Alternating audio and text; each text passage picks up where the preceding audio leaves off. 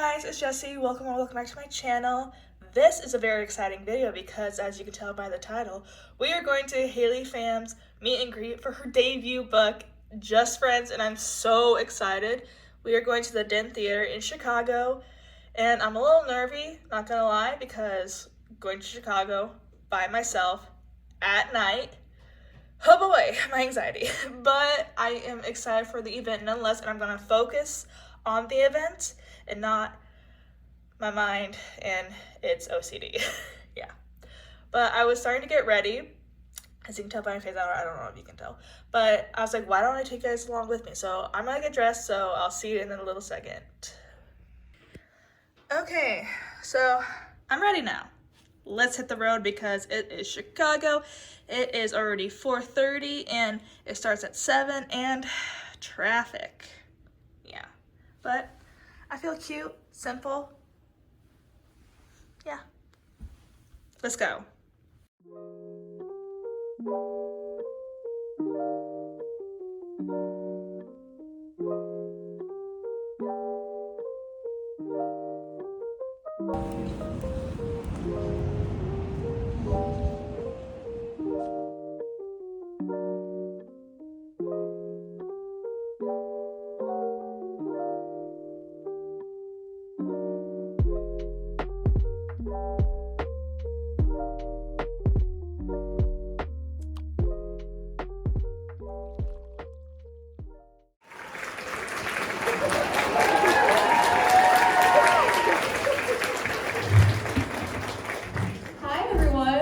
Wow, this venue is beautiful and thank you all for coming. This is a lot of girly pops and boily pops to be looking at. It's nice to see you guys. We're at like a Taylor Swift concert with lighting and I can't even see everyone. No, this is so cool. Well. Hey, well, first of all, round of applause to you.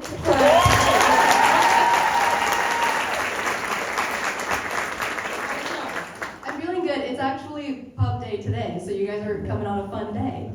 Crazy.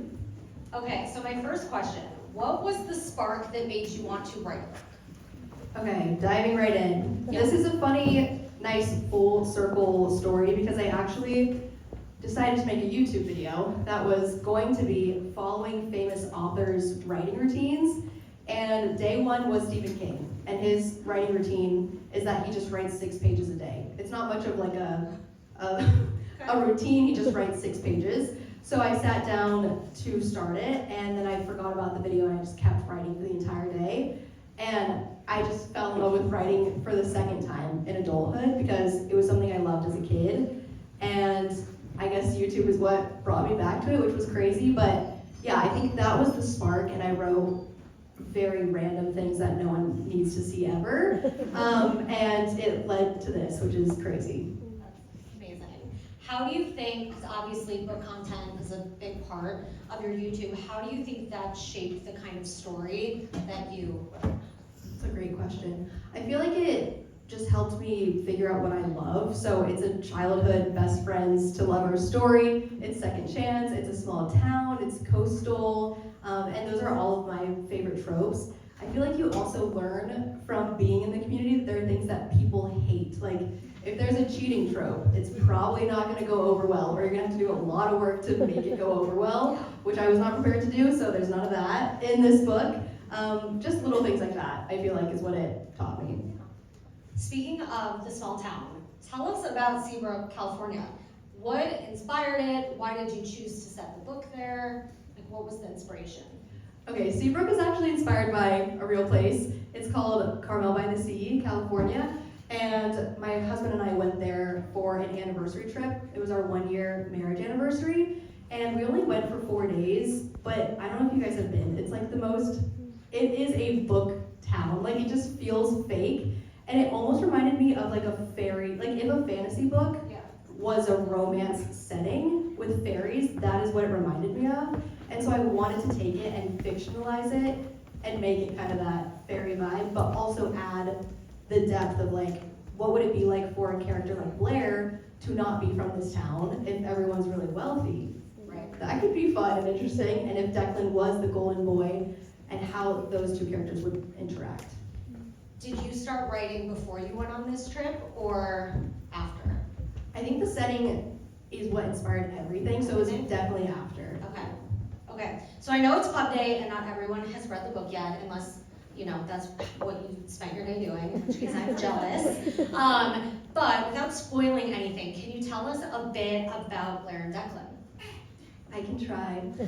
Should be such an easy question, but it's so difficult. So, like I said, Blair is not from Seabrook, California. She moved there when she was 5 with her mom, and she lives with her great aunt and her mom. So, from the jump, she is a little bit more to herself. She likes to think that she's very independent and that she doesn't need to feel her emotions. She can just work, very similar to how her mom is. And Declan, on the other hand, is from this wealthy town. His dad is almost mayor adjacent. Like, he's not the mayor, but I almost made him the mayor type of thing. And his dad's very hard on him. He plays football, and he's supposed to go D1. And he should, by all means, really fit into this town. And Blair is the complete opposite of that. So I wanted to see how that would work out. And you wrote them in both the past and the present. So what was the process like having to write dual timeline, and did you find one was easier than the other? Yeah, okay, so this is such a funny story because I thought with writing a first book, one plot arc would be really difficult. So if I do a past and a present, I'd only have to do half and half. Thought that'd be way easier.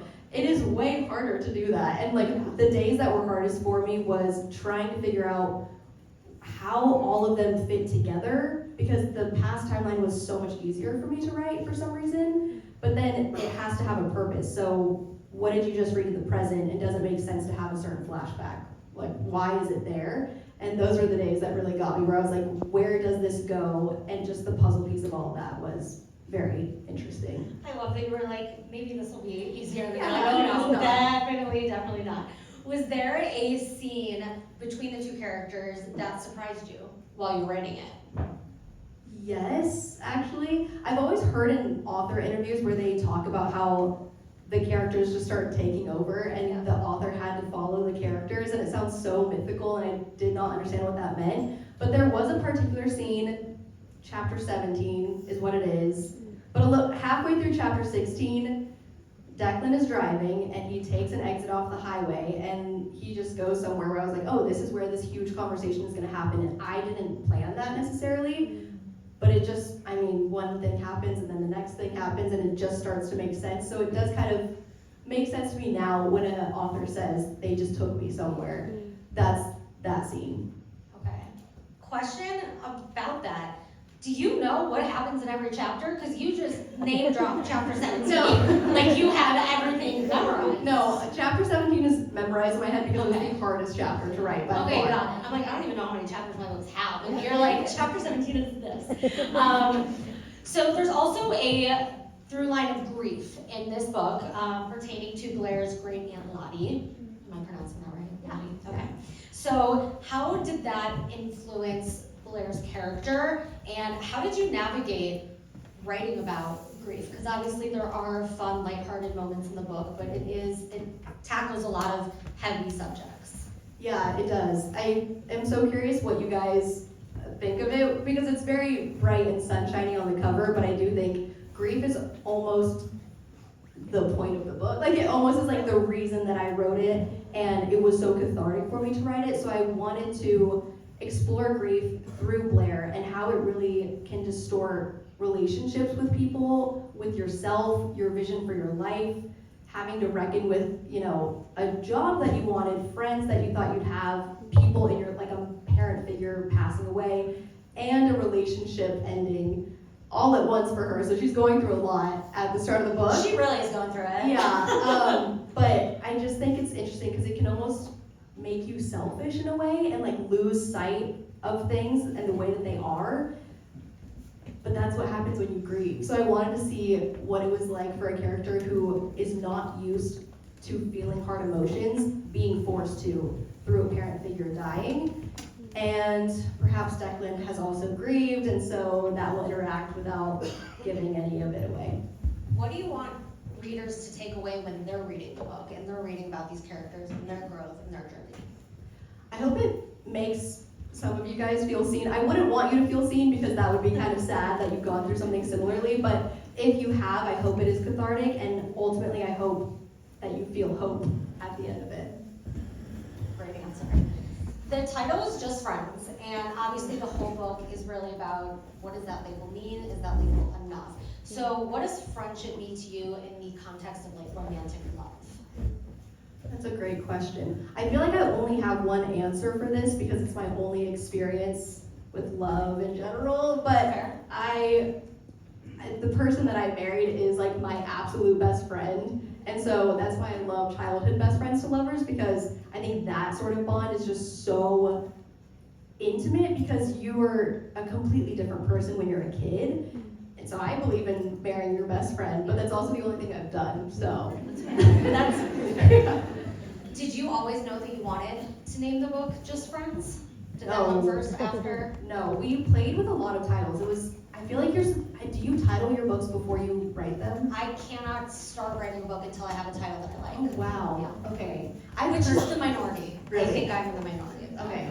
I've heard that, and I feel like it would have been helpful, but I wrote the whole thing and then chose the title. We were going between Feels Like Home and Pages You Never Read, but then my editor said that the word never leans more negative, and apparently they don't like titles to be negative, which once I was told that, trying to find a title that has like any negative word, it's actually difficult. Right, I never thought about that. Yeah.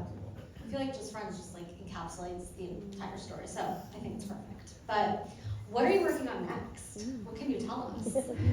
Okay, I don't know what I'm allowed to say fully, but I did turn in a first draft of a book like 2 days ago, which is so great.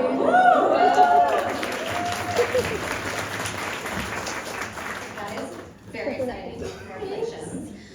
Okay, so I have some audience questions that I'm going to ask you. So before you started writing, was there anything about the process that really intimidated you, but once you began, turned out to be less scary or even more enjoyable than you expected? Ooh, that's a great question. I feel like it's such a basic answer, but when you start writing something, you don't even know if you've written sentences correctly. Like, you genuinely just want to put it in front of a professional and be like, did I write sentence?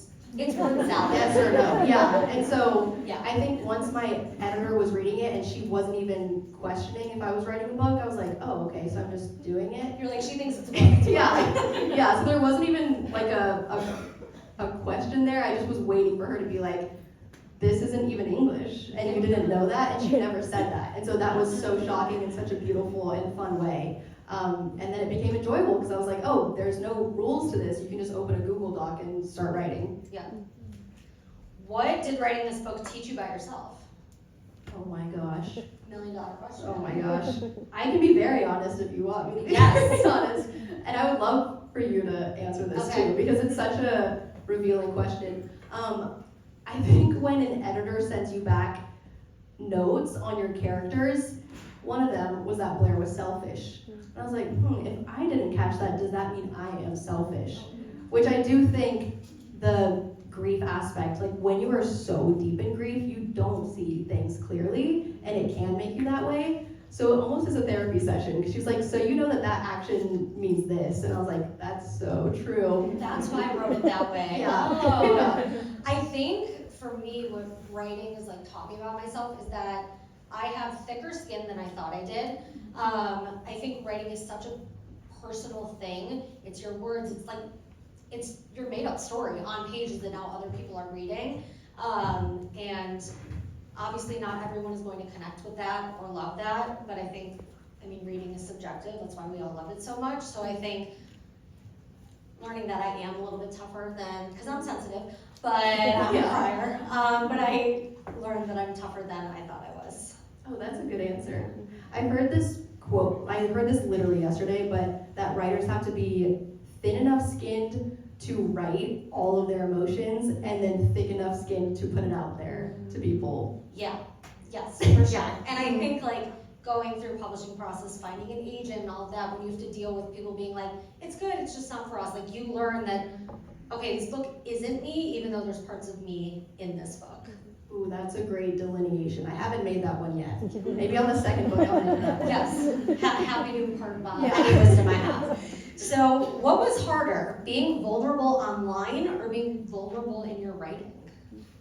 Oh wow, I think being vulnerable in my writing was way easier because I didn't think I would ever publish this. And so I read it now and I'm like, wow, why did I publish this? This is so personal. So you're welcome for that, it's out now. Okay, so through all of your years of creating, dancing, vlogging, writing books, what is something that helped you to be confident when shifting gears and trying new things to share with your audience? Oh, wow.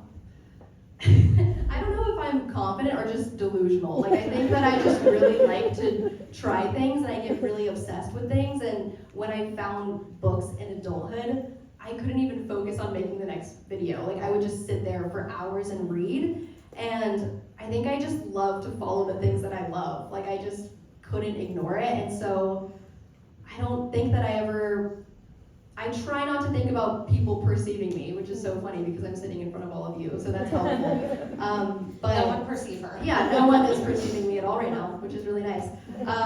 So yeah, I just pretend like it'll never come out. And then you have really personal things in your book come out, and that's how that happens. That's fair. What's an element of the plot that you might have underappreciated as a reader that you now appreciate as a writer?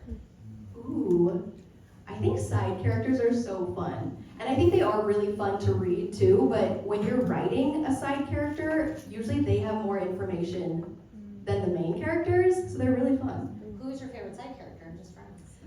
Harper, for sure. You guys will meet Harper soon. I would agree with that. Yeah. Okay. Those are all of the questions that we have. Yay! Yay. Thank you so much, Haley. This was amazing. Everyone, this book is gonna rock your world in like an angsty, emotional, like, but smiley way. And I can't wait for that. Thanks. And thank you, Carly. If you guys haven't read her books, Carly Robin, everyone. Thank you. Check her out too.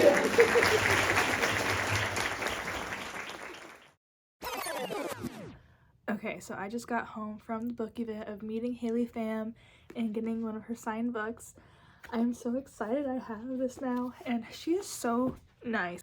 Out of all the authors that I've met, she is like the most genuine, most sweetest, most nice, most like maybe down to earth. I don't know. She like actually talks to you and not just like fluff. She complimented my hair color and my eyebrows and like how, because it's not my natural hair color, and how I got it to match my eyebrows.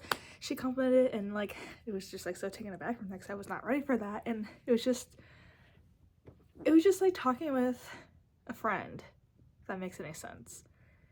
And I was very like nervous, as I am to meet any of the authors that I read, but like I'm socially awkward. And I was nervous about that when going up and talking to her, taking a picture of that. I was like, what do I say? What do I say?